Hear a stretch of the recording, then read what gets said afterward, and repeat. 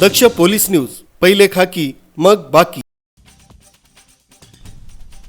Israel, America, Iran युद्धामुळे नाशिकच्या द्राक्ष उत्पादक शेतकऱ्यांना देखील थोड्याफार प्रमाणावर फटका बसलाय. द्राक्ष मालाला चांगला भाव मिळू शकतो अशी अपेक्षा करत आहे, जेणेकरून युद्ध समाप्ती होईल आणि व्यापार उद्योग पूर्णपणे सुरळीत होईल. नाशिकचे द्राक्ष भारतातच नव्हे तर इतर जगभरात प्रसिद्ध आहे. नाशिकमधून संपूर्ण भारतात तसंच परदेशात सुद्धा द्राक्ष आणि द्राक्ष उत्पादनं निर्यात केली जात आहेत.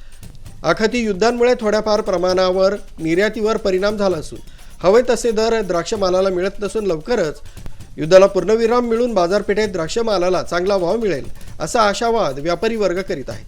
बाबाज फ्रूट कंपनीचे संचालक अमित गोवर्धने, रुद्रेश शिंदे यांनी आपलं मनोगत व्यक्त केलं आहे. नमस्कार मंडळी, साईराम. मी अमित गोवर्धने. हे जे माल आहे हे आम्ही 80 ते 85 रुपये घेत होतो. ते आज आखाती देशांमध्ये जे युद्ध झालं व आपल्या मालाची थोडी मार्केटमध्ये वाढ पण झाली, त्यामुळे याचं मार्केट आज 65, 60, 55 असं झालेलं आहे. तर हा परिणाम आपल्या शेतकऱ्यांना एक 5-6 दिवस 10 दिवस अजून सहन करावंच लागणार आहे. परत हे मार्केटवरती जाणार म्हणजे जाणार. माऊली, रामराम मंडळी. माझं नाव रुद्रेश प्रकाश शिंदे, बाबाज फ्रूट कंपनी नाशिक, तिथं मी संचालक आहे. आखाती देशांमध्ये जे युद्ध चालू आहे त्याचा परिणाम आपल्या इथं शेतकरी राजांना भोगावा लागतोय आज. न्यूज ब्युरो, दक्ष पोलीस न्यूज, इगतपुरी.